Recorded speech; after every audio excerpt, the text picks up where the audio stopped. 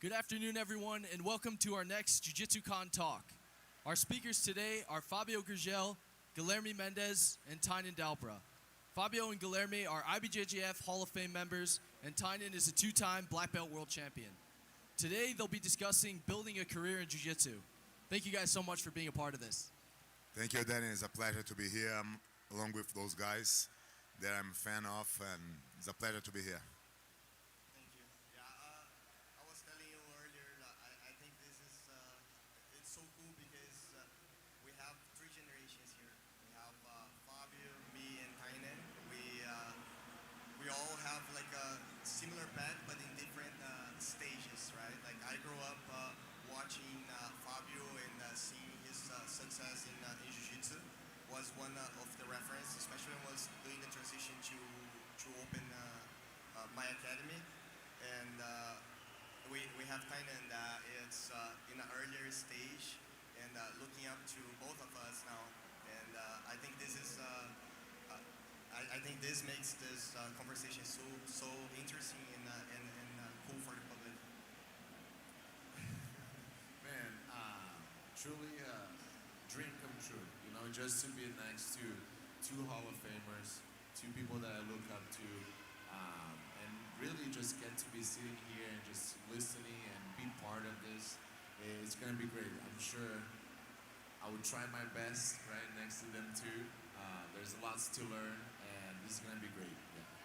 Well, Guy, you made such a great point about how you guys are from three different generations, and Jiu-Jitsu has grown so much recently. So I thought we'd start there with how building a career in Jiu-Jitsu has changed as the sport has grown. So Fabio, maybe we'll start with you. Yeah, I think I started Jiu-Jitsu in early 80s, and of course Jiu-Jitsu was very different that time. We didn't have any benchmark. When I decided that I would leave off Jiu-Jitsu and talk to my father, that was my decision when I was 15 years old. And he said, okay, you want to do Jiu-Jitsu? I think you should do something different because there was no market in that time. When I look to the sides and see who is doing good, who's running a successful academy, there was no one. So there was no benchmark for us. And I was able to start looking outside to see how could I do something in order to keep doing Jiu-Jitsu for my life. No, that's was always something that I was looking for. And but yeah, we seeing the event that we have like this nowadays is it's amazing. You know, it's unimaginable. You know, if you travel back in time, and then I went just to explain you guys how I create what I create in terms of academies and alliance, and I start studying the fitness world. You know, how those big chains were doing, because in the 80s, Jiu-Jitsu and gymnastics was pretty much the same in Rio. And I start studying them and say, look, we can do the same with Jiu-Jitsu. Wasn't that easy, but I think we are in a good path to do. You know, the academies are growing. We are providing an unbelievable service to the community. And this event, as Guilherme said, you know, it's amazing to be able to talk with the young generation and make sure they are, you know, doing the right path, you know, going to the right path. Yeah. For me, like I started when I was 12 years old. My brother was 11. So if you think about starting Jiu-Jitsu to become an athlete nowadays, like the kids are starting much earlier. Like we have like the kids program in the academy start at 3. So and we have like a lot of kids that are already like training every day. So for me, like of course, like I had more reference than Fabio, and he was one of the reference when I was growing up. But I still lived in a phase where there was a lot of rejection from the family, where like, oh, like you should go to college, you should do something that will guarantee you a good future. And I was 100% sure that I wanted to do Jiu-Jitsu. I wanted to create an impact and be a reference one day to you. I didn't have a lot of people that were a reference for me, but the ones that I had, like for me, they were very successful, and I wanted to join that group and be a reference for the next generation. I think everyone goes through a phase, right? Like you go and you build your credibility, you build your name as an athlete, and then eventually you have to merge into a different stage of your life, and this is the stage that I'm living right now. And just seeing the academy, like we have so many kids, so many young competitors, and for me, my main mission right now is to set the example and show them that if they want, they can not only become athletes, but they can live of Jiu-Jitsu, and they can build a career, they can provide for their families, be very successful, and have a successful business too. Well, I started training when I was 5 years old, due to the influence of my dad. He started a little bit before me. And at that time in my academy, there was no kids. And that's one of the big reasons why I ended up moving to the U.S. to train under the Mendes brothers. They had already a huge success with the kids competitor, the kids competition team. So that's something I wanted to be part of.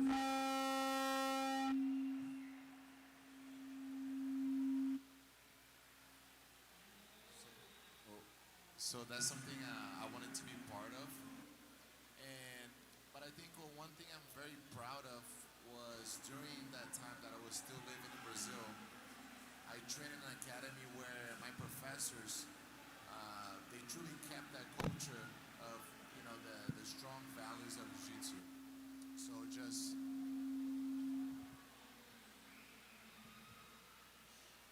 they kept that culture of the values that Jiu-Jitsu really teaches you.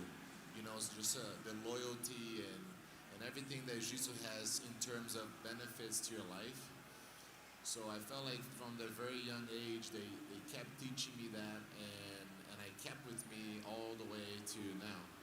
So during my transition to US to train under the Mendes brothers, the main goal for me was the kids competition team. And then as soon as I moved, I felt like the big difference that really hit me was Professor Gui has always kind of shared his vision on the business side, always telling me to keep my goals in the competition, but always look ahead and start planning my future and eventually how I would try to use Jiu-Jitsu to impact the new generation and try to keep building by example, just try to lead by example. So it's something that I've always been very professional, I've always been proud of. And yeah, just to see all the three different generations, it's been amazing. I'm a big fan of the story of Jiu-Jitsu. I'm always looking to, be researching and learn where it came from and to the point where we're at now. So, I'm very grateful to be here and grateful to be with you guys talking about this. So there's so many skills that are important when you want to build a career in Jiu-Jitsu. Obviously, there's your technical skills, your Jiu-Jitsu skills, but as you make that transition to running an academy or having a successful business, there's a lot of other different skills, and you need a pretty varied skill set to be successful. So can you talk about what you think are some of the most important skills for building a career in Jiu-Jitsu? I think that's a very important point when you talk about transitions. And we all need to do transitions in your life, no matter what you do. And of course, when you are a Jiu-Jitsu athlete, you have the very, certain deadline where you should stop competing because your body cannot handle anymore, right? So everybody knows that. You are not a superhero, Superman that's gonna fight forever. And you can go maybe to 30 something competing the highest level. But at some point, you really need to switch to do another thing. And in my opinion, one of the biggest mistakes the people in Jiu-Jitsu do, they are too focused in being the best athlete they can be, and they forget the other aspects. And they usually say, oh, when I stop competing, I'm gonna try to do something else. And when they stop competing, they don't know how to do anything besides, being an athlete. And so you have to prepare yourself to do the transitions. When I was an athlete, at the same time, I started teaching with my master. So I was helping Jacaré in every class he teaches. And it gives me the experience for start running my own academy. It was a very young black belt. So I started doing both things, being an athlete and also being a professor, which is very difficult because, as we know, being an athlete, being a champion, you need to be a little selfish in order to win. And in the opposite side, as an instructor, you have to give. You have to give your best to your students. But I was able to manage that. And then I became a good professor. And then I need to move on and do the transition to be the leader of the team, which is a completely different role. And one thing for sure is every time that you do any type of transition in your life, you're gonna walk backwards. So you were a very good athlete, a very good, fighter, and then you suddenly became a mediocre instructor, and you have to climb up at everything again to become good. And then you transition to do, let's say, to manage your school, and you are a really bad manager, and you have to learn everything again. So I think my tip for the point that I am now is that you can do a lot of things together at the same time. You don't need to be really focused in one thing. Maybe you guys have heard about the theory of 10,000 hours. It's explained in the book from Michael Gladwell, Outliers. He says that you have to really focus in one thing and spend at least 10,000 hours in order to be good. But I think there's another way to see things. You can do 10,000 hours and still have time to start preparing for your transition. What's going to be my next move? I need to be ready for that. I need to be ready to move before I move. If you wait to the end, you're going to be very slow in your transition, and probably you're going to lose the best momentum, right? So it's very important as an athlete. Let's say you are, very dedicated. How many hours you train a day, Tainan? I think it's easier to count how many hours I rest a day. Yeah. I train from probably 8 hours a day. 8 hours. Yeah. 8 hours a day. So, probably is the guy that trained most. But the point is, you sleep 8 hours. Okay, you still have 8. What are you going to do in 8 hours? That you cannot improve something in your life. In 8 hours, can you study something? Can you learn how to manage? Can you learn whatever, economics, financial part, whatever? You need to be more prepared in order to make the transitions easier for you. I had a similar path. I think teaching as a blue belt was a very important thing for me. I started helping my professor Ramon in Brazil when I was 15, and when I look back, that was probably like the breaking point for my career, because that started to show me the importance of sharing my time with people, and it's something that I learned it over the years. Of course, just like how Fabio said, you as a competitor, you grow up as a selfish person. Like, you have everything is for you. It's you're thinking about winning everything. You get angry when things doesn't go your way, and the majority of the times that's how it has to be. Like, in order to be a good competitor, like, you need to focus 100% on yourself. But the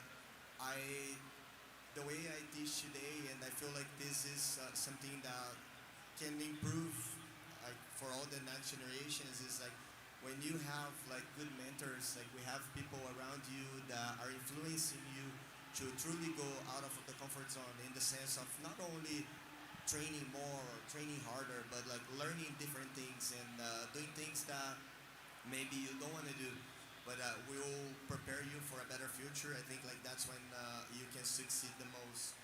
So for me, like teaching jiu-jitsu is basically the entryway for you to learn how to prepare your future if you want to work with jiu-jitsu in the future. Like teaching jiu-jitsu, you learn how to do customer service. You learn how to do finances because like you need to understand like the size of the class and everything. Like you learn like to solve problems. A lot of times like you're gonna have problems happening in the classes, or like students are gonna come up with like different problems, and you're gonna have to be their mentor and help. So for me, like my main, I think in my college and my main lessons they happen like teaching jiu-jitsu at young age. And of course, like as you get older and you get wiser, because like all the life experience that you collect along the way, things just start clicking more and more. And for sure, like I will in 10 years, like 20 years, I'll be a much better version as a leader. But I feel like looking back, like and trying to analyze myself, like 10 years ago, and comparing to the person I am today, like I am much more like selfless, and like I think like I understand how to work with people much more. And to me, this is one of the things that I influence the most, like in leadership in the academy. Is you when you're working with jiu-jitsu, you're working with people. Like you need to know how to deal with people. You need to know that people are different. They come with different backgrounds, and like the more you build your credibility, like the better it will be for you. And I think like this is a good lesson for the people that are coming up, especially the younger ones, because you cannot like I think like it's hard for you to grow up and work with jiu-jitsu in the future, and if you only keep that selfish mentality that you learn as a competitor.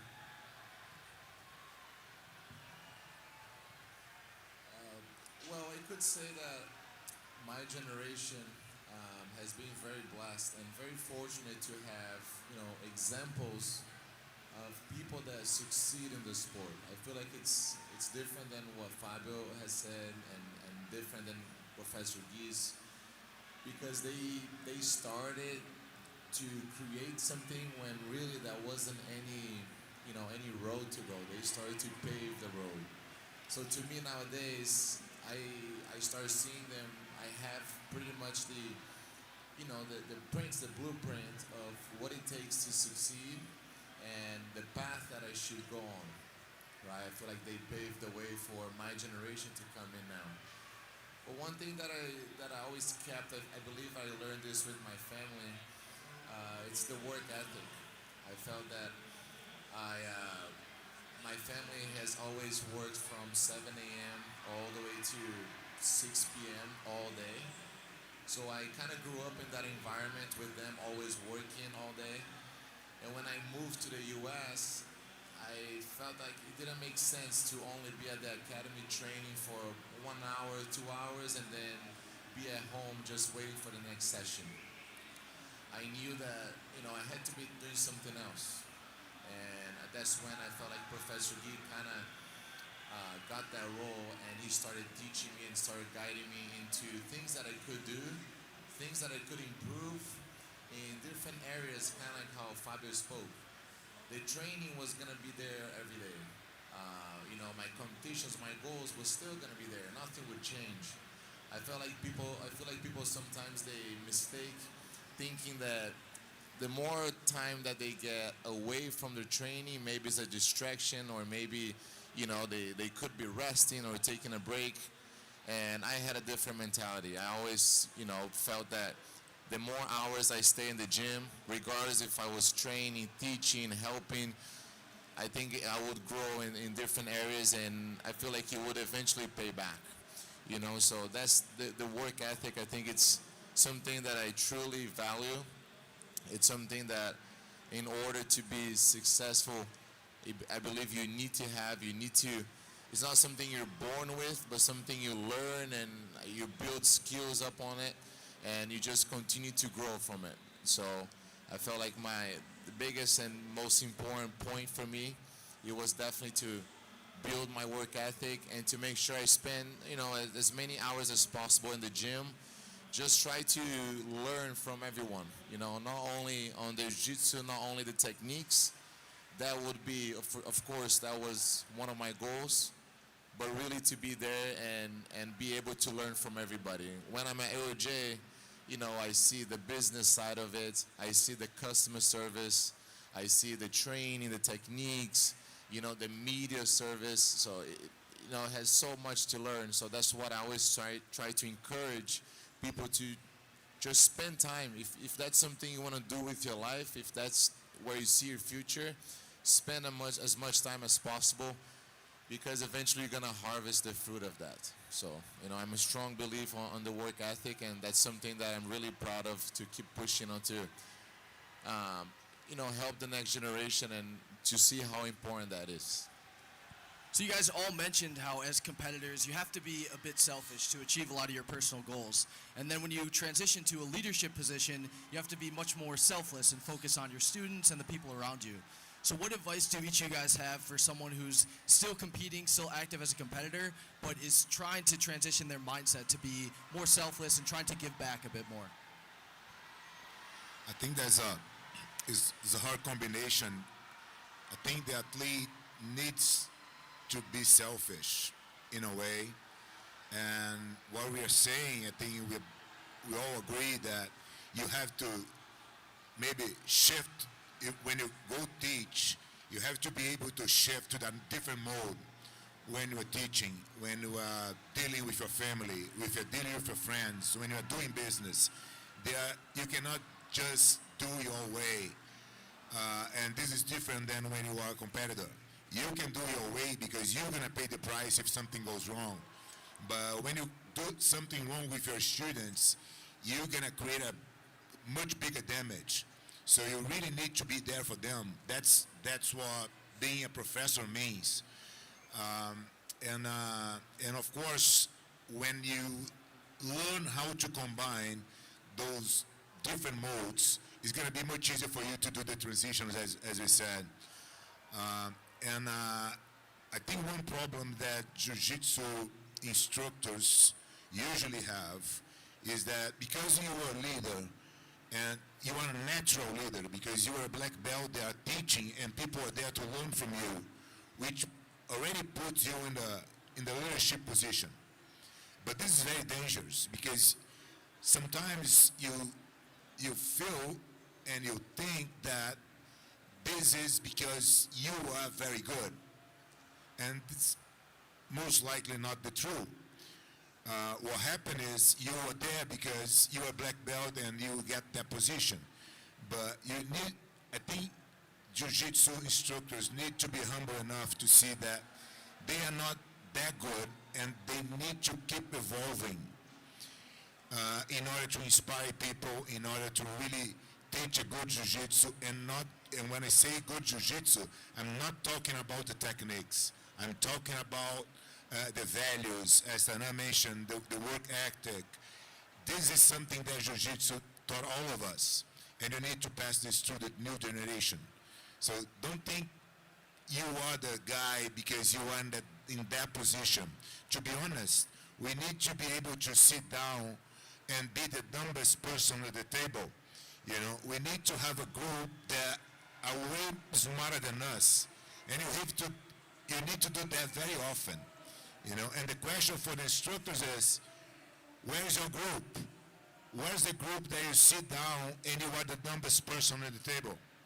Because that's the only way for you to push you forward in terms of evolution. So don't try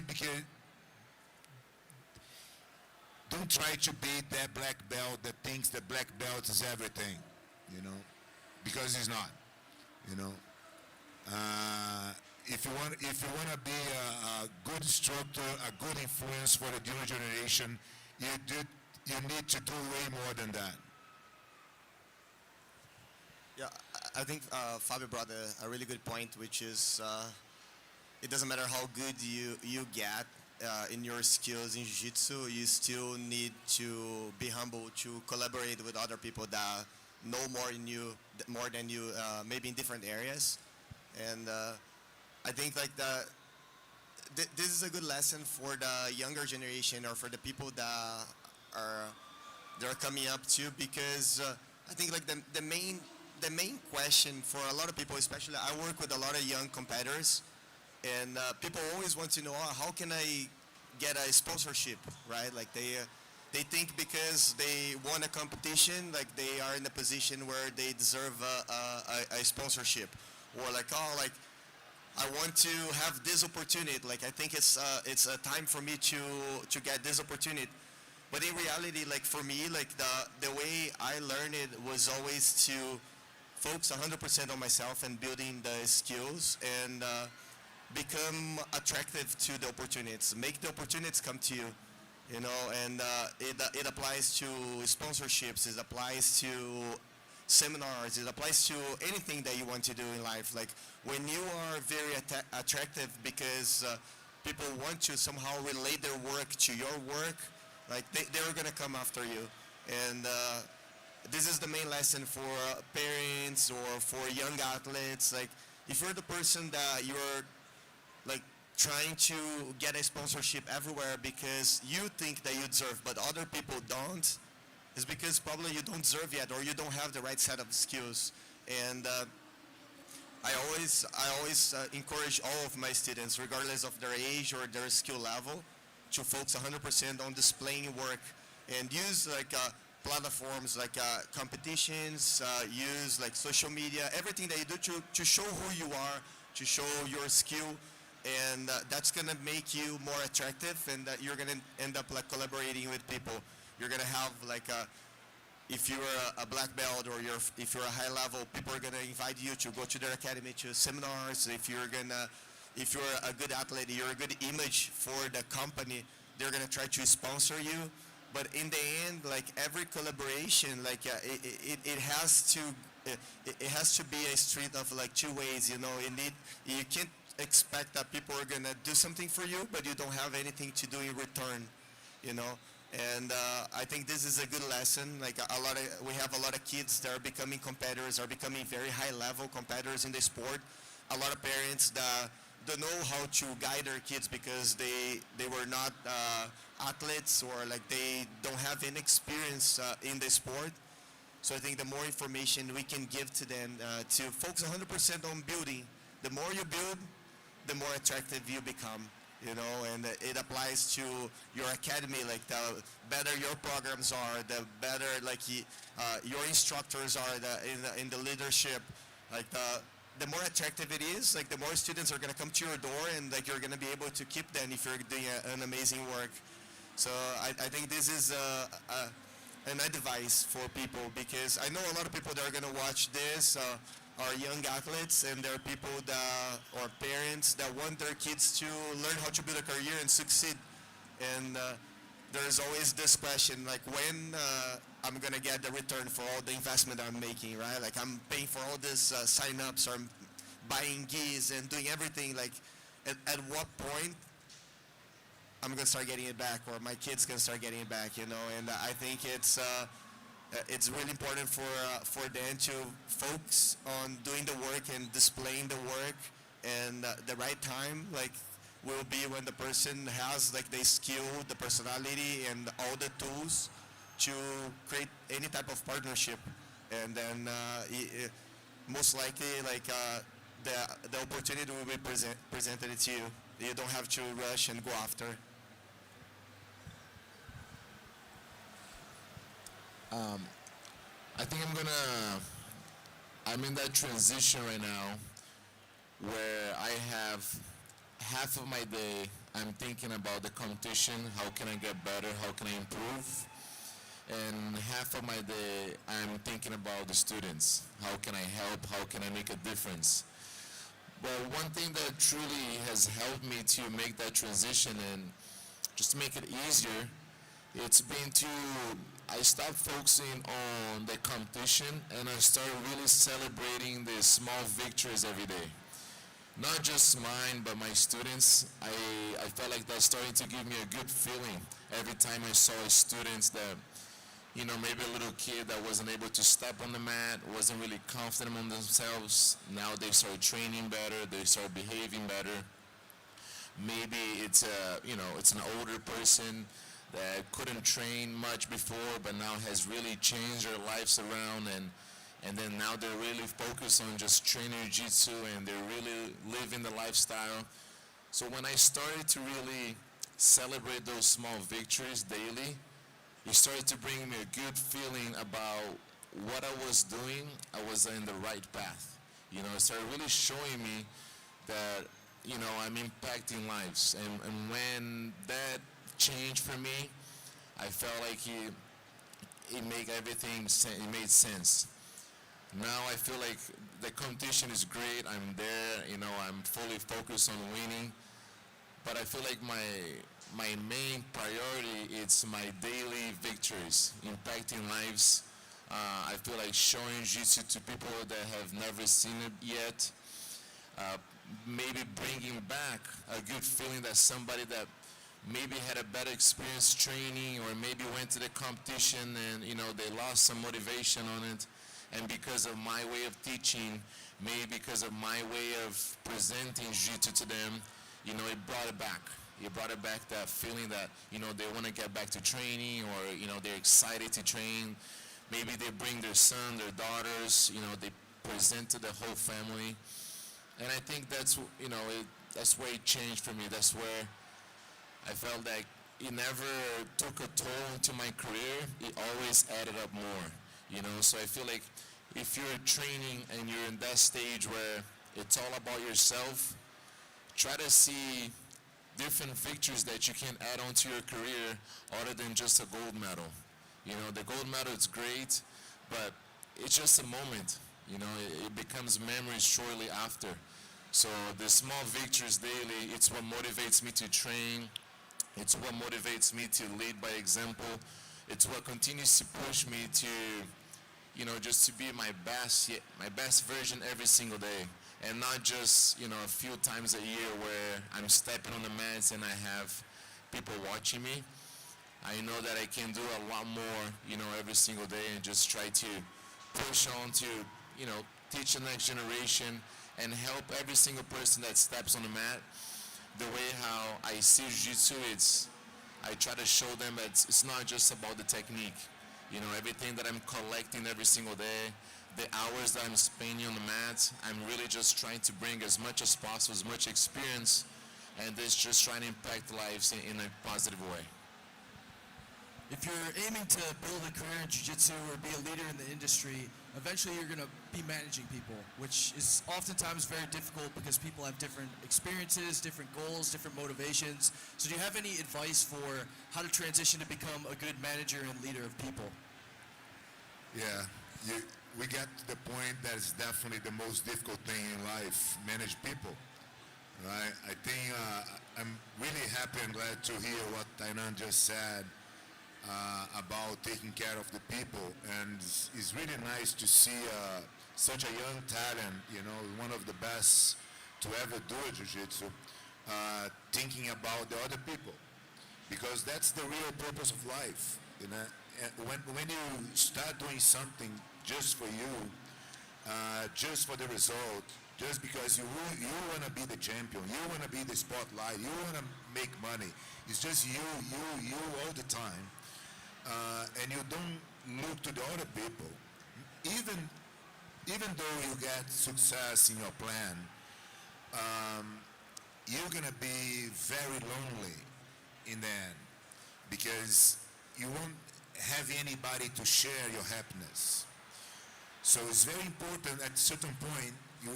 We have been talking about selfish that the competitors has, and we all agree that we need some. But the point is, as soon as you change and start looking for other people, you really start to understand the meaning of jiu-jitsu, right? How can we, through jiu-jitsu, help others? It's beneficial to us because we are jiu-jitsu professionals. We have our academies. We teach. We charge people to learn from us. But in the end of the day, we are giving back. And every time you give back, you become better as a person. And that's the example you guys, I think the young generation needs to get inspired. not just to become a champion. This is pretty easy. If you are too focused on the results, you have two options only. The first one is you get the gold. Very nice. You're gonna celebrate, and as Tainan said, it's gonna turn memory next day. Or you're gonna fail.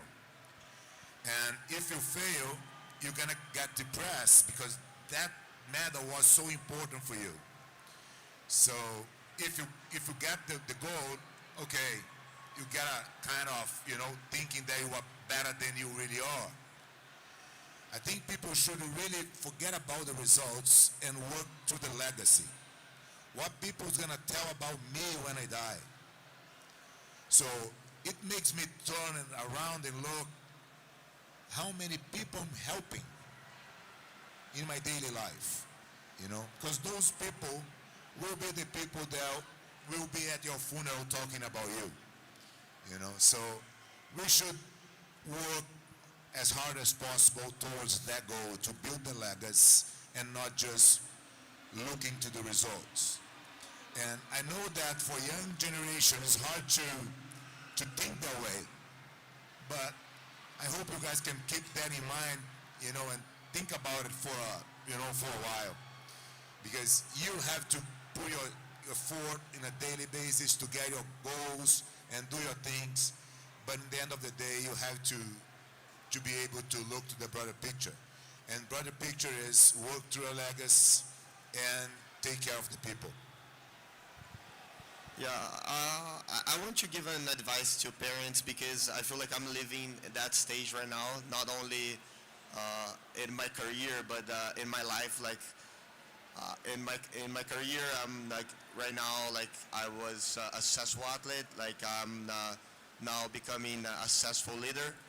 But in my personal life, like I'm starting to be the parent that the kids start to train and start to like jiu-jitsu, and now like I see the same, like I see my kids like following my footsteps, and I feel like that I can relate a lot to a lot of like the parents in jiu-jitsu that want their kids to become great athletes. They want their kids to win everything, and they are searching for advices that can help them to figure out what's the best way to do it. And I think just to tie everything together, like everything that we said about like being selfish or being selfless, like I think like you can train at an early age. Of course, like the competition will always bring like the selfish side of you, but at a young age, like for example, like I try to influence my kids to be the best teammates they can be, the most respectful students to the coaches that they can be, because the more they create the support system, the more people they're going to have to celebrate their victories, and the more people they're going to have to lift them up whenever they fail. So I think like this is an advice for people, because like I don't want the parents or like even the young athletes to look to our conversation and think, yeah, but like I'm gonna only be at that stage when I'm like on my 30s, that I'm stop competing, or when my kids on their 30s. But in reality, like you're shaping a personality when you're going, either like you being the 17-year-old competitor, or you being the parent that have the 6-7-year-old competing. Like you're teaching them something, or like you're teaching yourself something. And I think the more positive things you can teach, the more you can teach to create this support system, I think the better will be. And I think it's no different. Like I think like one thing that we see is the competitiveness everywhere, like in competitions, in academies, everywhere. Like we're like, oh, like I'm a parent that I want my kid to be the best, to have all the opportunities. This is normal in every sport. And the more you try to control the environment and teach them that, okay, you can try to be the best, you can go there, your kid can go and win multiple competitions, but if at the same time they are caring about the people around them, they are creating a support system, the journey will be much more enjoyable, because they're going to have people to celebrate with.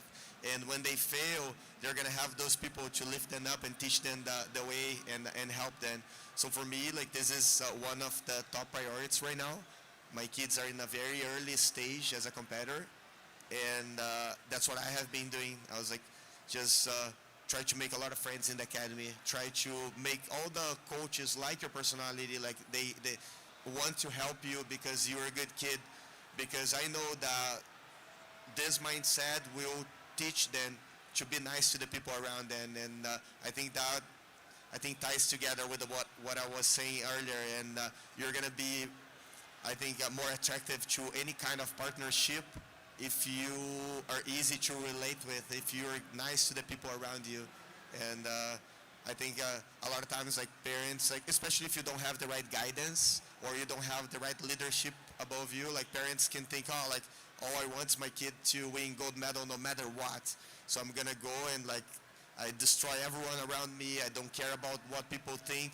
All I care is my kid winning a gold medal and as many gold medals as they can win. But in reality, like maybe your kids will be a successful athlete, but like you're basically destroying like a lot of areas that they could, I think, like grow at the same time they're growing their career as an athlete. Well, I think what every top athlete in the sport should be trying to do is should be using jiu-jitsu in a positive way. I think, like, especially, you know, how it's going nowadays with the social media and everything. I've always been very focused on building my legacy and most important to impact lives in a positive way. I feel like sometimes the sport tends to have its up and downs, and people, they sometimes shift their focus. You know, I feel like everything that you wish for your career, it will come to you depending on how much hours you spend a day and how much your efforts you put into learning, into helping, into impacting people positively. So I feel like the goal should never be the medal itself. The goal should never be becoming famous in the sport. I feel like all that it will pay off to you based on, you know, how much effort you put into it, and it will come for sure. But I think at the spotlight, when you are at the top, it's important to teach what jiu-jitsu really teaches you. You know, the daily, how to overcome the problems, how to persevere, and how to learn about dedication. And you know, you can learn so much through jiu-jitsu, and that's the cool part about it. You know, that's really why I fell in love for the sport, and that's what I really try to teach my students. I never tell them how important a competition really is, but I always tell them the experience, you know, who they share the experience with, and what are they building daily for their career, and not only rely on a gold medal. I feel like a lot of times people, they tend to focus on that. You know, they see us, you know, fighting for the gold, fighting the competition, but really what I try to represent is, you know, just being a good human being. Make sure that, you know, every time I do get to that spotlight, I have a good message to share. Make sure that I use that, you know, my career as an example for someone that, you know, maybe they're 6, 7, 8 years old. They have this dream of, you know, being at the top of the sport. You know what it takes to get there, but truly, what do you do after you get there? You know, I feel like getting there sometimes not the hardest part, but really holding yourself up, you know, and dealing with, you know, the victories and defeats that you are going to face, you know, and how to use jiu-jitsu to overcome that, you know, how to use jiu-jitsu to really teach your daily challenges that you're going to face either in training or in life, and how to, you know, be at the top even when that comes. Social media is a big part of society today. It's important for athletes and for academies. How can jiu-jitsu practitioners or leaders or people in the industry use social media to spread a positive message in jiu-jitsu? Yeah. I think that's a good point. I was talking with Guy before we started, and I think we have a very big responsibility in be present in the social media in a good way. I think social media has a lot of trash talk and bad images for the sport, and that's okay. They are there. Bad things happen in different places. You need to be aware of and be protected. So yeah, so the idea is not taking the bad out, but bring the good in. So we have the responsibility to be part of this new way to communicate. And you should be exactly who you are in social media. Don't try to fake. Be yourself. Do a good job.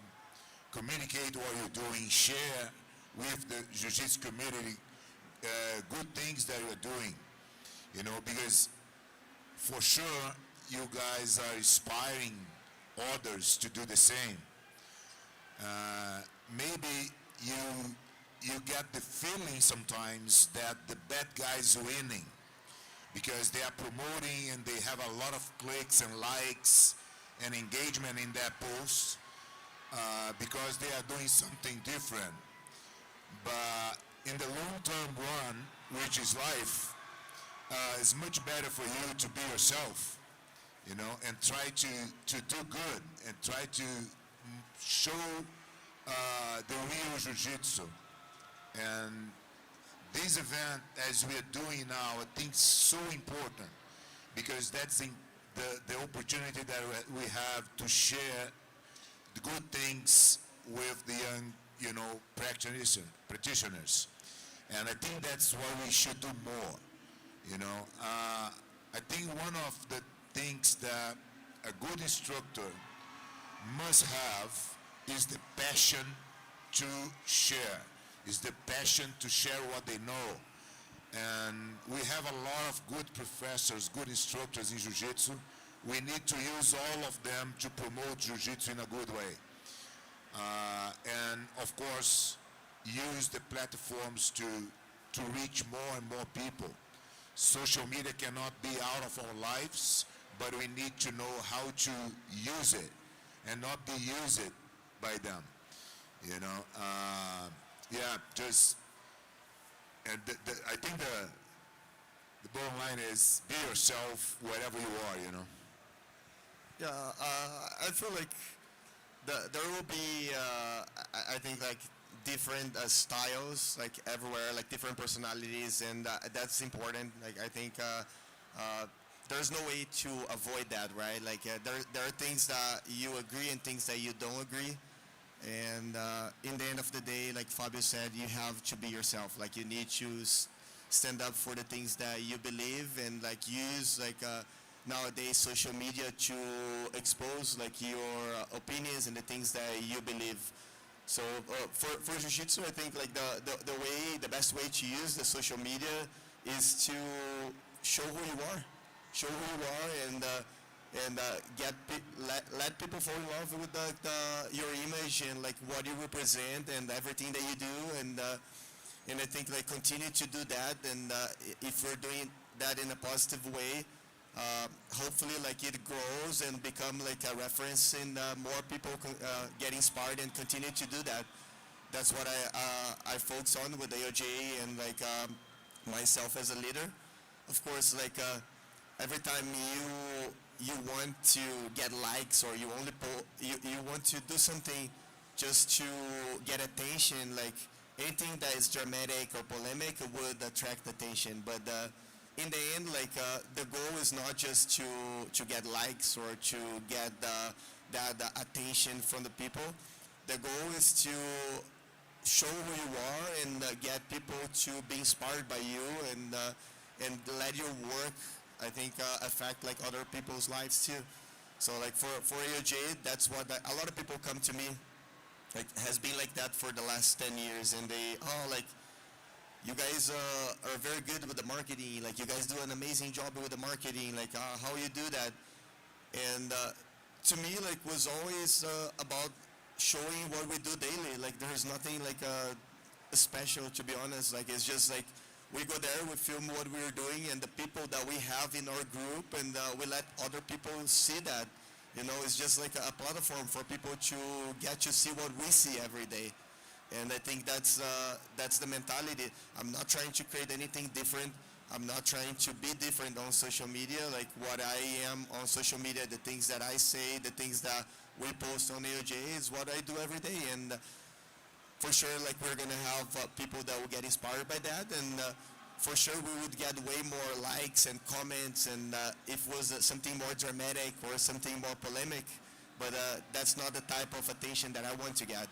So it was never about that. It was always about showing what we were doing every day and the things that we truly love, and the things that we are passionate about, and let it spread, and it will be very organic, like it will happen slowly, but over time you can harvest the fruits of that work. You know, like I'm not in a rush to do anything fast. Like I'm trying to do the best job I can every day, and I let people see it, and eventually like you gain the heart of like the people one by one, you know.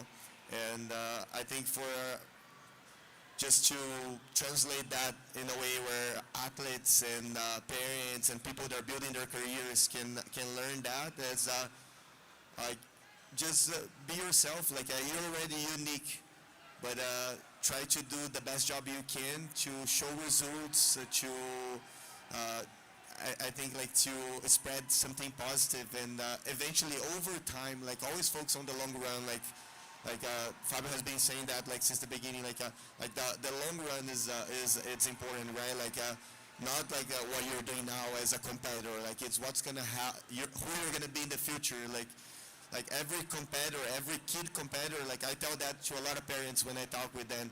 Like your kid now, it's like the little girl that it's competing, or the little boy that's competing. But one day will be the dad, will be the mom, or will be the business owner, or will be the leader of something. So like what you tell them, the way you teach them to see things, like will not affect only their competition career, but will affect who that person's gonna be as a human in the future. And I think I start seeing that much more when I start working with kids, and I became a parent, because nowadays the first thing that I see, like we were talking, Fabio was talking about the contrast of like the styles of people like marketing themselves in the Jiu-Jitsu community. Like I want my kids to be a good person above everything. I don't, if they win a gold medal, if they are excellent in the sport, good, amazing, I'll be there for them. But above everything, I want them to be good people. I want them to be positive with the people around them, to be a good influence, to eventually be a good father, a good mother, a good sister, a good brother, and that's the most important thing for me. So like I would never let it my values like be erased just to conquer like a gold medal or to be successful in the eyes of the public. You know, like I know that's very temporary. And for me, like I'm focusing on what's gonna happen after they stop competing.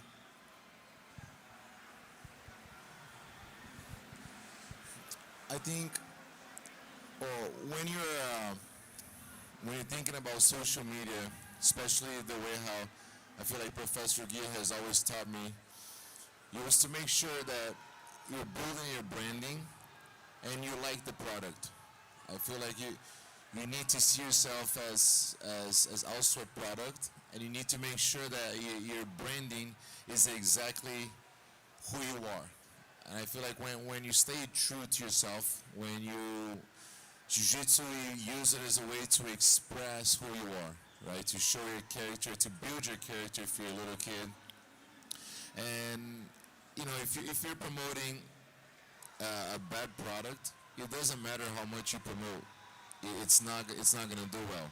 You know, so every time I'm trying, even when I'm posting something, every time I'm doing something to my career, I always try to look at every area that I believe that's going to impact. if there's anything negative, I try to keep it away from myself, and I try to keep it away from my career. I feel like it eventually comes back to you, you know. So I personally, I like to stay positive with myself. I like to keep a positive environment around me, and I feel it just comes back at me, you know. So I feel like every time you're building your branding, you're building your social media, you're building your career, it's try to keep things positive. Try to make sure you're sharing and you're spreading good message. You never know who you can be inspiring. You never know who, you know, how far your words can really go. You know, so I try to be very careful with that. And most important, I feel like I try to stay true to my values and to what I believe in. You know, so I looked up to people that are successful in this business, that are successful in jiu-jitsu, and I'm following their path. I feel like it's pretty easy to do in jiu-jitsu because of the access that we have. You know, a guy like myself, Professor Guy, Professor Fabio.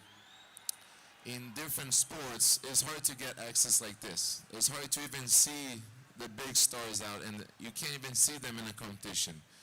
You know, you definitely never talk to them. You know, so what you really see from them, it's what the social media really brings. You know, so that's what's so cool about jiu-jitsu. You get to meet, you know, your heroes. You get to meet the people who look up to you. And for me, I get to really be in the same path that, you know, they eventually been in. I remember watching, as a young kid, watching the Mendes brothers dominate in the competition. And then now I train under them, you know, and now I'm pretty much following their steps. So, and I know that eventually will be someone doing with me. You know, I have little kids in the academy that are looking up to me, and the parents are always coming in. They're watching, you know, my documentary, or, you know, they appreciate the way how I share jiu-jitsu. So I feel like that's kind of like the message that I try to share. You know, just try to stay positive. Try to look to people that truly succeed in the sport. You know, and, it's not an overnight success, but it's definitely something that you're gonna be able to harvest if it's done the right way.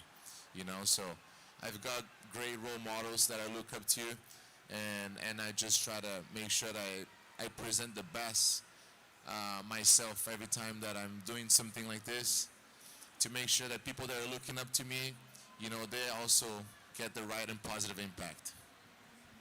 Mentorship is a really important part of building a successful career.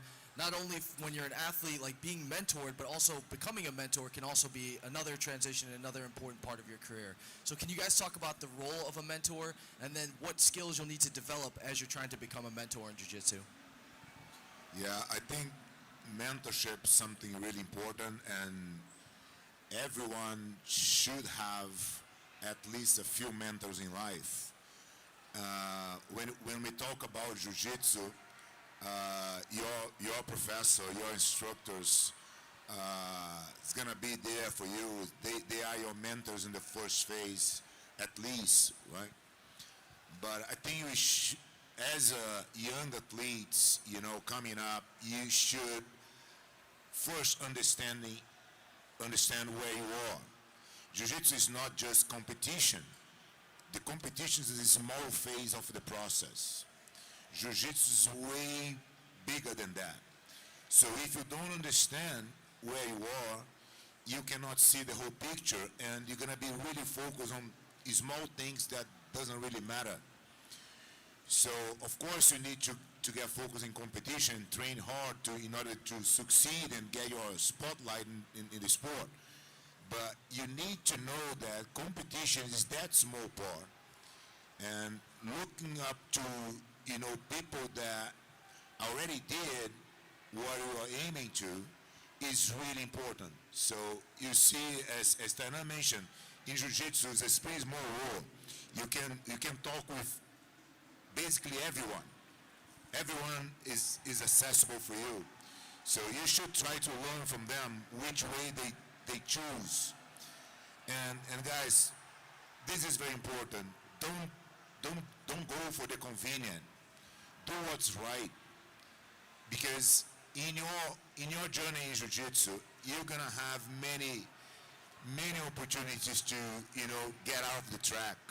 We see that so many times, and it's so beautiful when you see a relationship that is durable, that's real, as these the two guys have, or the relationship that we have in alliance with our master Jacaré, Gigi, and looking to the youngest ones with Michael and all the students that we have, these worth way more than the gold medals, So try to solve your problems inside your house. I'm not saying that you have to stick with someone that is doing bad for you, but you're gonna have problems no matter where you go, and you must be able to solve the problems. Listen to the oldest ones, they are wiser than you, so try to listen more, and try to keep yourself in your group and help the jiu-jitsu community as a whole. That's why you need to understand where you are. Jiu-jitsu is really big and can be way more, but you need to understand which place you are and what you can do in order to grow the sport and jiu-jitsu as a whole. Yeah, I feel like mentorship, it's a way of, it's almost like a shortcut. If you have the right mindset as a student to follow advices, if you're humble to learn from people, like you're gonna achieve things faster. And I have experienced that before. I felt that was one of the qualities like that I see in myself and my brother as an athlete. Like we were always good students above everything. Like whatever my professor was saying, like I truly believed like I was doing, and I was going with all my heart. And I had other people too that were mentors for us, like we're businessmen inside of the academy, or people that we got in contact with like after, and they become like mentors in some areas of our lives. And I feel like that mindset of being a good student and giving the value to that extended in every area, and helped me to achieve things faster and to learn things faster and to change faster too, because as you learn new things, you're gonna continue to change and evolve. And I allowed myself to do that.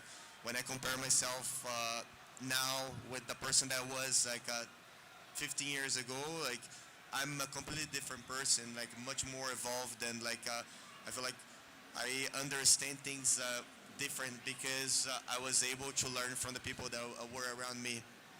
And this is what I try to spread in the academy. And for me, like as a leader, there's a reach that I have, right? Like I have interaction with like some of the students, but it will be impossible to create a bigger reach if I don't create new leaders. And it's my mission right now. Like I'm leading, but I'm also teaching people to become leaders, to influence people in a way where like they will make their path easier.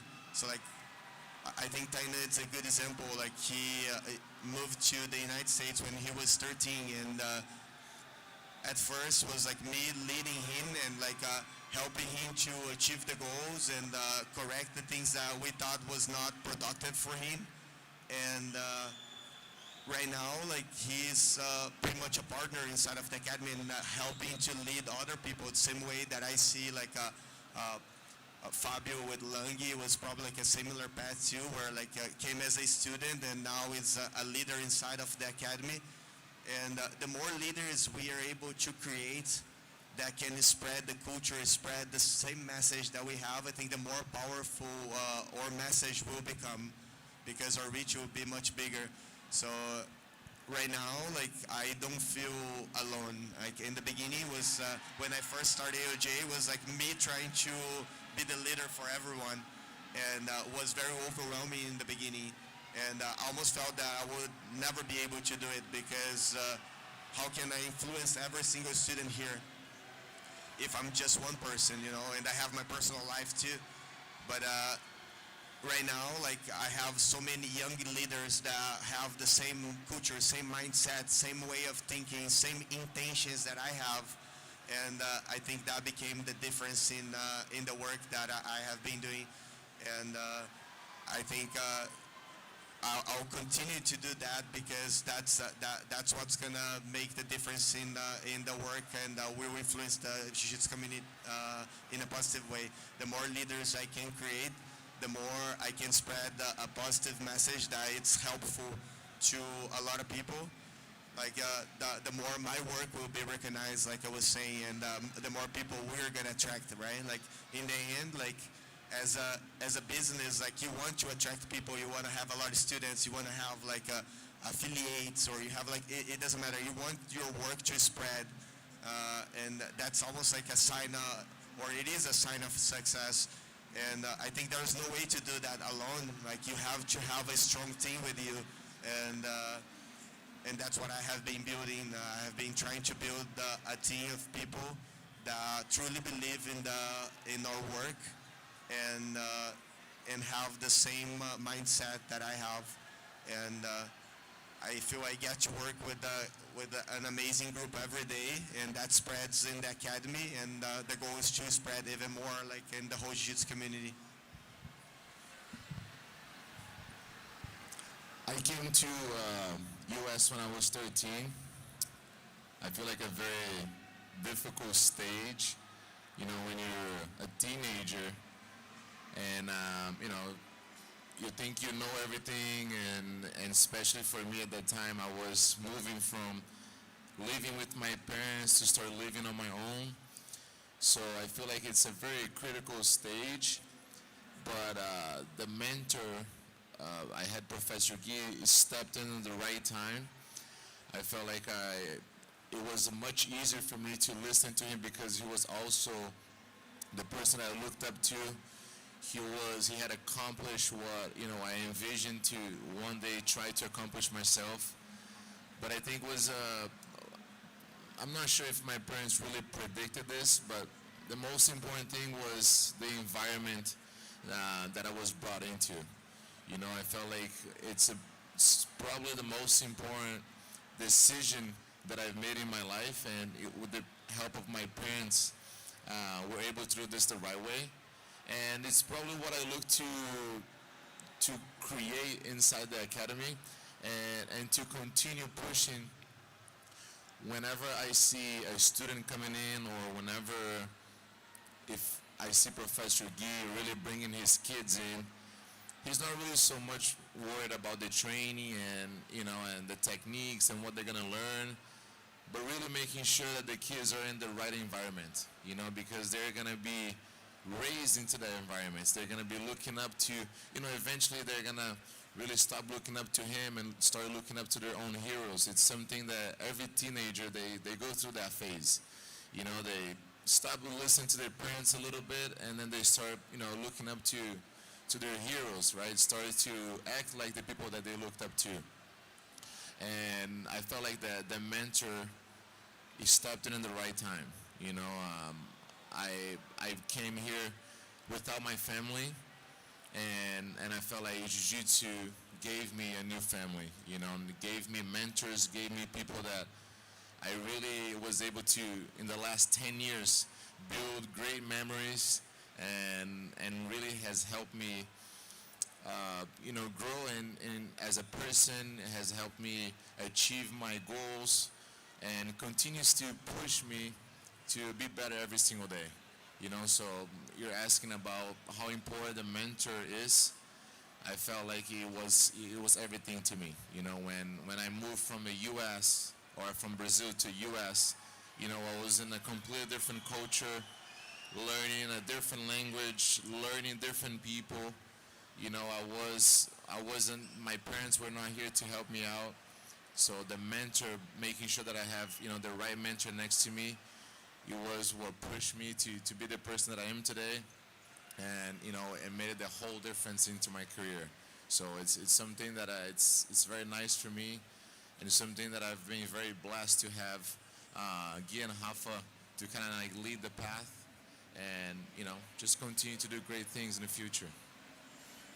We want to thank you guys for sharing your knowledge, sharing your time today, and we really appreciate everything you've done for the sport and everything you'll continue to do for the sport of Jiu-Jitsu. So thank you so much. We hope to do this again soon. Thank you very much, Danny. You did a great job. Thank you, Guy and Tainan, for being part of this. Really, really happy to be here. Thank you very much. Thank you. Again, I feel like this is very unique. Like three generations, and like I said, I grew up looking up to Fabio and his work, and in the beginning, it was always in the competition scenario. Like I told him before, it was always like coaching against me or coaching against Rafa, and having that rivalry between teams. In the beginning, we were representing Atos, and then against Allianz. And as I grew up, like I feel like I started like recognizing more and more like the importance of like the people, regardless of the team that they represent. Just like in reality, what they represent for Jiu-Jitsu. I think that's the most important thing, right?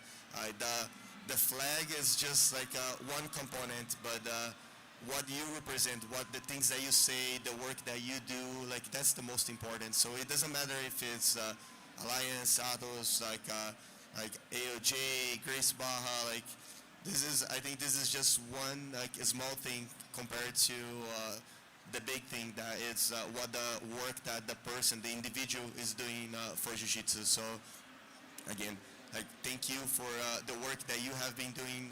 Thank you, Fabio, for doing this with us. You could do by yourself. I feel like you have so much knowledge. And thank you, Tainan, for being, I think, like one of the greatest examples of what the new generation needs to be in the future. Man, this was hard. You know, just to be invited to speak next to Fabio and Guy, it was hard. I was more nervous than I usually am for the competition. You know, but I'm just glad it was a positive thing. And honestly, just how he brought it up, years ago, I don't think this would ever happen. You know, just between the rivals and the competition, and it's just so cool to see how you turn out so positive at the end. You know, so thank you, IBJJF, for providing this for us. And for inviting me, and yeah, it was hard. Thank you guys again. Thank you so much. I really appreciate it. Thank you.